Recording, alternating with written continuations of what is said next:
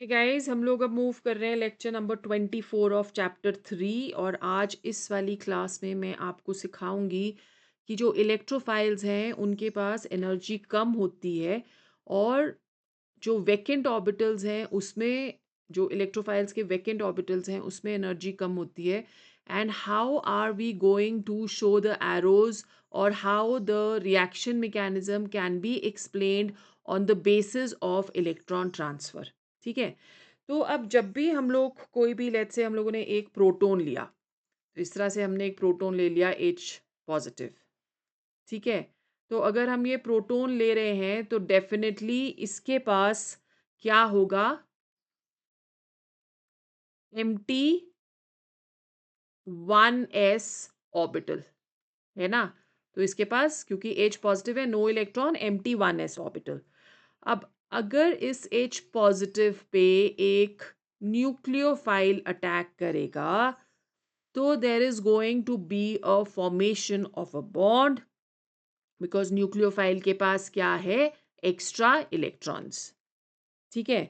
सो ये जो रिएक्शन होती है that is a reaction of a proton with an anionic nucleophile, right. So let's understand this by taking hydroxide ion as a nucleophile. ये hydroxide ion आ गया और it is reacting with H positive. The arrow will be shown like this, है ना। और पिछले वाले में हमने एरो कैसे शो करनी थी, लाइक दिस। ठीक है। अभी एरो ऊपर ऊपर से शो कर सकते हो, नीचे से शो कर सकते हो, इसका कर्व आप जैसे भी मर्जी शो कर सकते हो। तो अब इधर हमारे पास क्या आ जाएगा, वाटर एज अ न्यूक्लियोफाइल भी हम लोग शो कर सकते हैं। Hydroxide as a nucleophile show किया यहाँ पे। अगर हम water as a nucleophile show करें तो वाटर एज अ न्यूक्लियोफाइल कैसे शो करेंगे, because it has a lone pair of electrons. H positive के पास empty ऑर्बिटल है, 1s orbital. This is how the electron is going to be transferred. और हमारे पास आ जाता है H3O positive ion which is the hydronium ion, correct. So this is how we can show, or this is how the mechanism is going to be. Now when we are taking water as a nucleophile, तो water as a nucleophile हम उनके साथ भी show कर सकते हैं जो कि लुइस एसिड की तरह बिहेव कर रहे हैं, या जो जिनके पास एम टी पी ऑर्बिटल है। जैसे H पॉजिटिव के पास तो एम टी एस ऑर्बिटल है। So let's see how the reaction is going to be guys. ये आ गया H O एंड H। ठीक है। Aluminium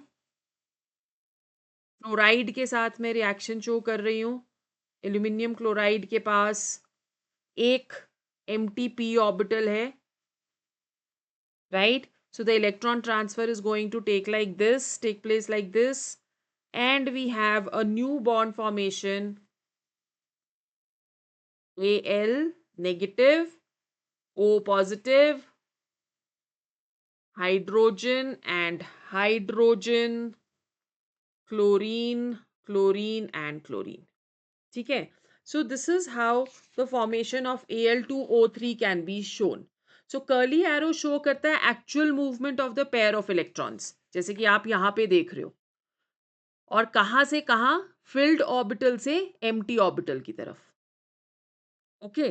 now over here if you want to look at some more examples,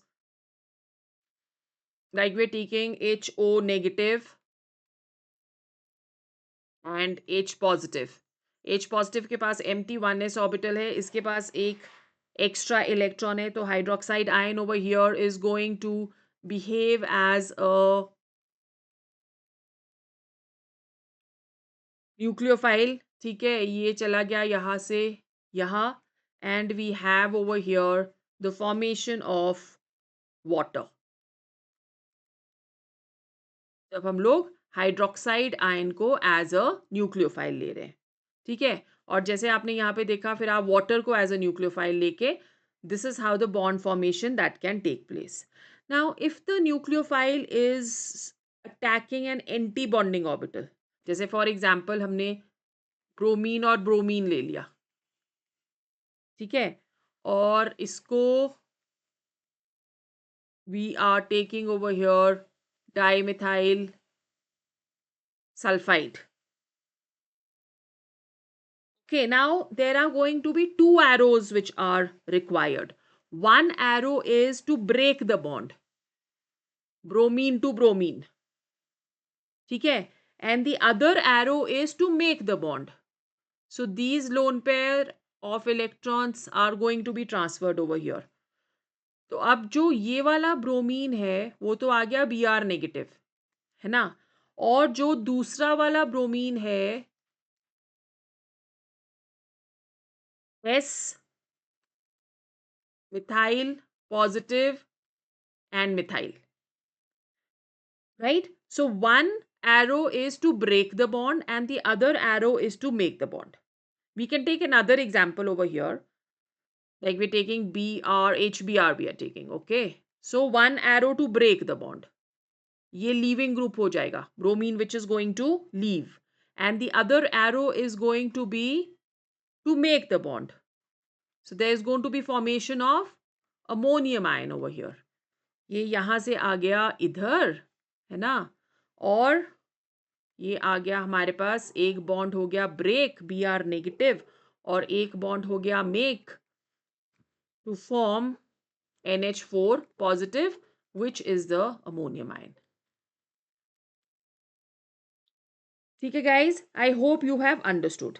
अब इधर अगर हम लोग एटम्स लेते हैं, जैसे हम लोगों ने ले लिया, let's say we taken boron, या हमने ले लिया कार्बन, या हमने ले लिया नाइट्रोजन, या हमने ले लिया ऑक्सीजन, तो ये मैक्सिमम ऑफ 8 इलेक्ट्रॉन्स ही ले सकते हैं. मतलब कि they can not form extended octet, can not form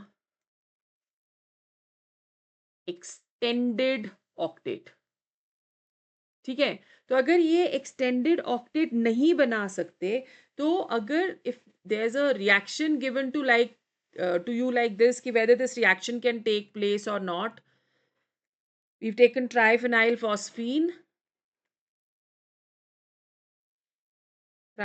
phosphide and we had taken CH3I. ठीक है, तो अब कार्बन के ऑलरेडी फिल्ड है, orbitals are filled, so that means कि ये जो है this can not be donated over here. So this is a wrong mechanism, right? So जो angle of attack होता है, क्योंकि न्यूक्लियोफाइल्स हम लोग बोल रहे हैं कि they are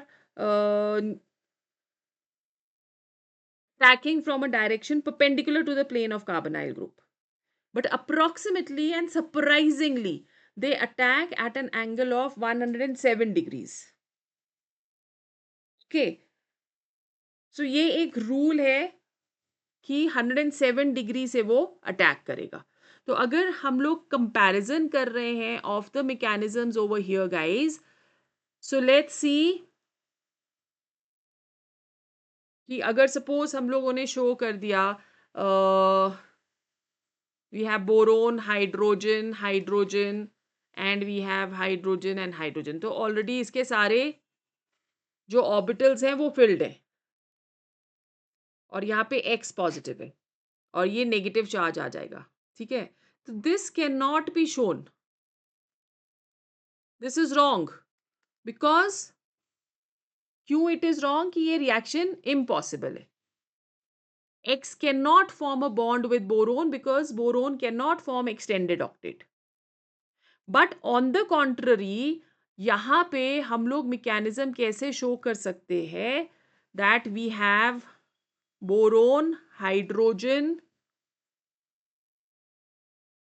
hydrogen, hydrogen, hydrogen, and there's a negative charge over here plus X positive.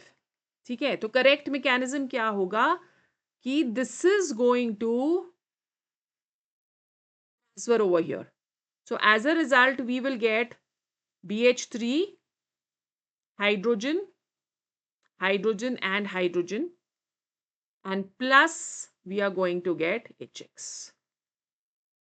ठीक है, सो जो भी अगर कोई भी other part of the molecule होगा जो कि हिंडर करता है या जिसको हम लोग स्टेरिक हिंड्रेंस बुलाते हैं, तो वो रेट ऑफ एडिशन को बहुत ही ग्रेटली रिड्यूस करेगा. Right, so I hope you have understood. With this we finish this chapter, और हम लोग नेक्स्ट चैप्टर जो शुरू करने वाले हैं, chapter number 4, that is going to be nomenclature of different compounds. So IUPAC nomenclature is going to be our next topic. Just be ready for the next lecture.